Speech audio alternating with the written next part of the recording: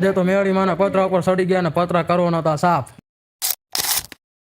માતાજી મિત્રો, સ્વાગત છે તમારું વાળા નવા મી બ્લોગમાં. સવારમાં નાઈ ધોઈને ફ્રેશ થઈ ગયા પછી હોઈ ગયા બહાર બેસવામાં. તો હું ને મારો મિત્રો આવડી મેણા રાણીને લઈને નીકળી ગયા બજારમાં, કારણ કે લેવાની ત્યારે થોડીક ઇલેક્ટ્રોનિક વસ્તુ. સીધો ભાઈબંધ ભેગો થઈ ગયો. ભાઈબંધના બાઇકમાં પેટ્રોલ ખૂટી રહ્યું હતું, પછી આડે પાટું મારી દીધું, કારણ કે એને નખાણું તો પેટ્રોલ, પછી આડે માર્યું પાટું. સીધો આડે બાઇક લઈને પહોંચી ગયા લાખોપુરના દરવાજે. આડે જે વસ્તુ લેવાની હતી તે વસ્તુ આડે લઈ લીધી, પછી આડે જવાનું તો ઘર તરફ પાછું રિટર્ન. આડે પહોંચી ગયા ખાવડાની પોરે. ખાવડાની પોરે જે કોઈ આવ્યું જ નતો એટલે આડે વહી ગયા પાછા ઘર તરફ.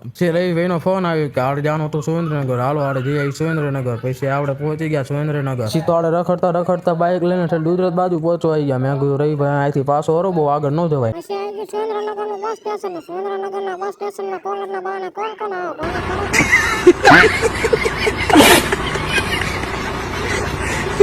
સુરેન્દ્રનગરનું સ્ટુડિયોમાં આવીને કપડાં પહેરીને કોણ કોણ ઇન્સ્ટાગ્રામમાં ફોટો મૂક્યા કોમેન્ટ કરો તો. ત્યાં આવી ગયા મેળીમાં આવીને સડી ગયા પતરા ઉપર, કારણ કે કરણથી થોડીક સાફ સફાઈ વરસાદના કારણે બહુ બગડ્યું હતું એટલા માટે. બધું કામ પતાવી નાખ્યું, પછી આડે નીચે આવીને ઘડીક બધા મિત્રો સાથે બેઠા ને થોડાક ગપ્પા ઉડાડ્યા, નામ કર્યું તેમ કર્યું, ફલાણું કર્યું, ઢોળું કર્યું.